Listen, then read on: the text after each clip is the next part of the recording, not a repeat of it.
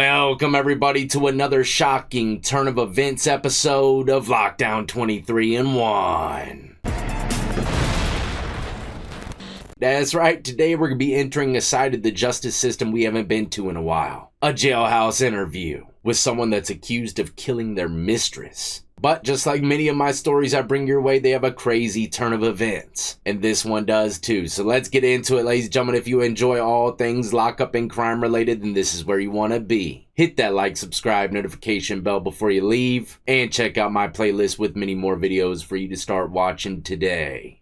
Nikki Blatica, the owner of a major roofing company, was killed December 29th. Her housekeeper and her son found her dead in the bedroom the following morning. Blatica's boyfriend, Joshua Henry, was arrested for the murder. He told News 8 in a jailhouse interview, which we're going to be watching today, that he did not kill the 49-year-old woman, though police said he had confessed to his involvement in the murder already. But an affidavit released Wednesday states that Henry wept as he admitted to shooting Blatica in the head and the shoulder with a .40 caliber Glock. Blatica's ex-husband said they got a divorce because of this affair she was having with Joshua Henry. When first questioned by police, Henry said he walked home after an argument with Blatica. He claimed that he lost his clothes and a .45 caliber Glock, which happens to be inconsistent with the apparent murder weapon. And that's the thing here, we got someone confessing to a murder, but none of it's matching up to the crime scene. But they had to have had something for him to get arrested, right? So let's go ahead and jump into the jail and hear what he has to say about everything. I'm here, because you've accepted this interview, so if there's something that you want to say, I'll start off with that. I'll let you say whatever it is you want to say. I love my son and my family, for one. Two, this is wrong. Three, Judy Smith and Lon Smith Roofing is corrupt. This is Nikki's husband's business, I guess? Mother. Nikki's mother's business. Okay. So how did you meet her? How did all this happen? All what happened? How did your relationship start? Where did you even meet this woman? I've explained that numerous times now. This will be the first time I've heard it. Can you explain to me what you got for me? As far as, what do you know? What do I know? I just know that according to police, they questioned you, you admitted a role in her murder, and you were arrested. A role as in what? I don't know, they haven't told us that. They haven't revealed any of that to us. As reporters, we're kind of told a little bit at a time, and we haven't gotten that yet. Gotcha. Well, as long as you remember the first three things, that's most important. And I love my family, my son. Are you able to talk about how you met Nikki at all? Yeah, I can talk about it. We've become best friends, me, her, and Mark. Talked about everything, from family to life to this to that. We ended up becoming what you would, I guess some people would consider lovers at one point. Okay.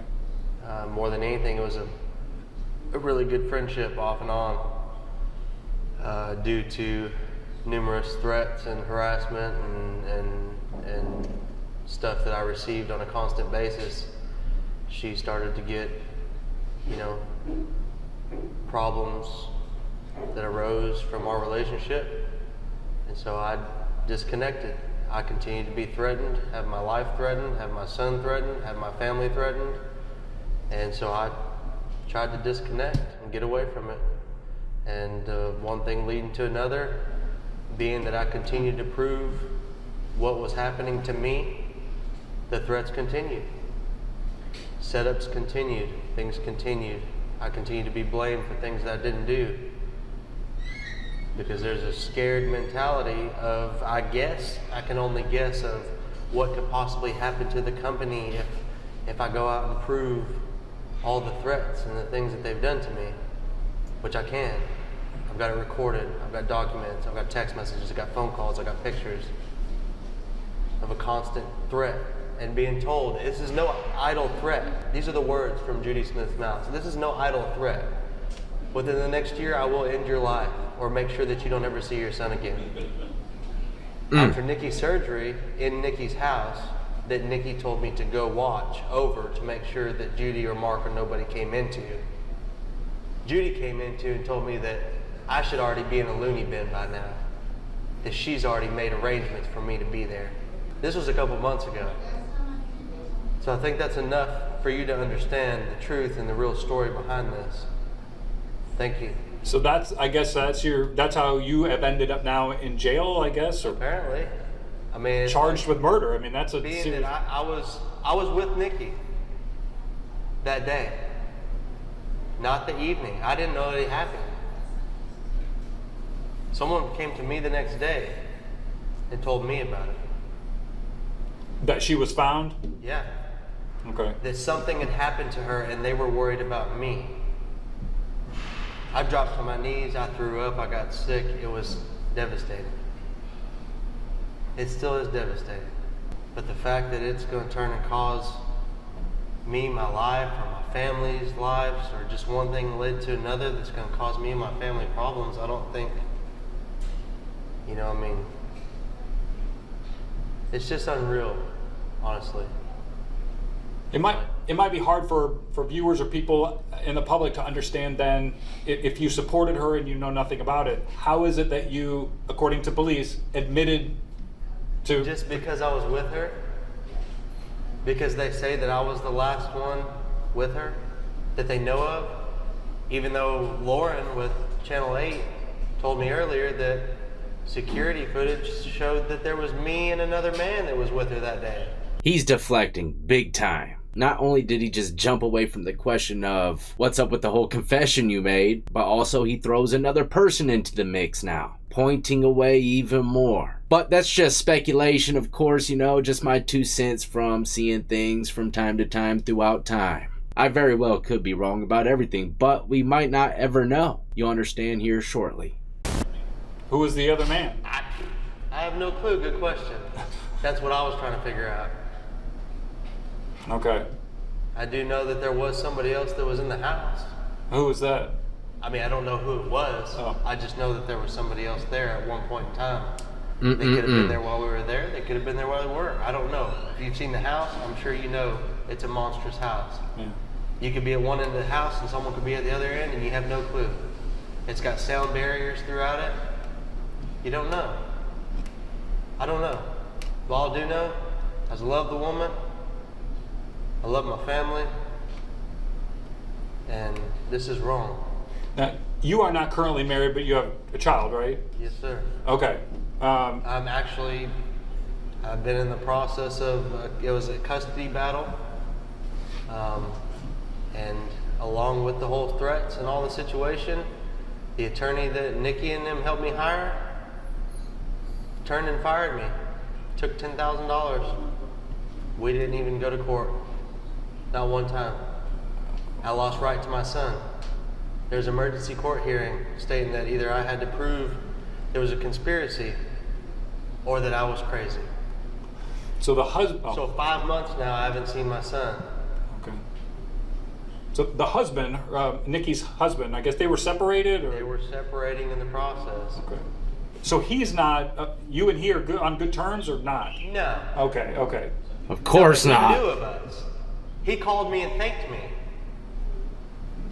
Thank you for what? For having a relationship with Nikki. Wow. Okay. Because then he got his money. Because he signed Oh. a prenup. Oh, okay. So anyways, if you got anything from me as far as what you know, that'd be great. If not, I've told you legitimate reasoning. How did you meet her? Oh man, he keeps reaching at the reporter for some intel, fishing big time to know what they know that the police know, that he might not know. Like I said, probably to try to help fight his case. And that's another sure sign, that someone's probably very worried about the situation. But the reporter ain't biting for it, he went right into another question. Just through Mark? Oh. Met her? No, through work. You worked for that roofing company? No, I have ran my own business. Oh, okay. As well as just doing construction with David Lewis out of the Fort Worth area. 5-6 years ago, did a little bit of trim interior trim finish work on their house on Moss Hollow. We met, me and her and Mark, and become friends, but didn't talk for years. Never seen her again. Oh, so you met her years ago? Yeah. Oh. And then within the last few years, David Lewis, who I was working with, ended up building their new house for them, which is the one that's on Middlewood. Wow. And I came in right towards the end to do the finishing touch-ups and make sure everything was nice and right. I know one thing, I definitely ain't leaving my old lady around no trim workers. No, sir, after this episode, I'll be hovering over you with your square. You need a glass of water? Don't look at her, here you go. And then, we became really close friends. And that was me, her, and Mark. Mark even came to the gym with me and my father. Wow. And, So turned to basically a situation where okay. I told you. I think I told you enough of what you need to know. Okay. Just remember the first three things. I got it. I got the three things. My son. I did love her, Okay. and this is wrong. Yeah. I did love her. Smith, and Long Smith Roofing's an evil, corrupt business. Wow. And people. Okay. Thank you. I appreciate it. Thank you.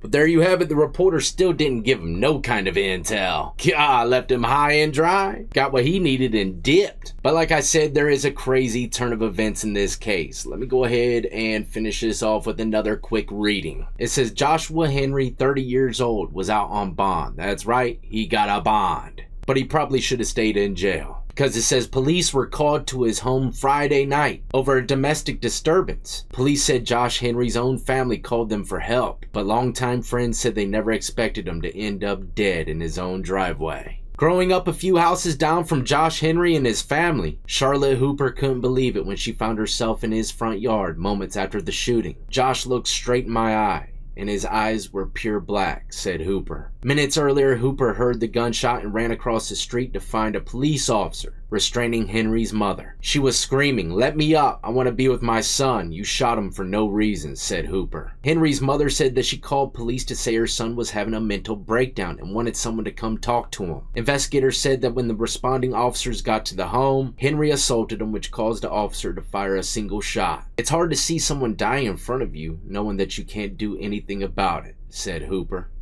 Like I said, crazy turn of events, ain't it? You never know what life has in store, but I will say this. I can guarantee what's in store if you start fighting with an officer. Chances are they're gonna shoot your ass. Especially if they felt like their life was at risk, not to mention he was out on bond for a murder. They probably already knew that before they pulled up, got out the car, guns drawn. They've done that with me numerous times because of my past criminal record. So yeah, I wouldn't recommend going against a grain, no way, shape, or form, physically, with a law enforcement officer, man. It might be your last moments on earth. Either way, it's a crazy story and I had to bring it your way. It was actually one of those spur-of-the-moment type of videos. I was drinking my coffee around 4:30 in the morning. This jailhouse jank came across my path. Very intriguing. Whenever I see something like that, I definitely always try to bring it your way. Anyway, stay tuned, ladies and gentlemen. I got plenty more content coming your way. In the meantime, as always, y'all be easy, be safe, and more importantly than anything, watch those trim workers out there and stay free.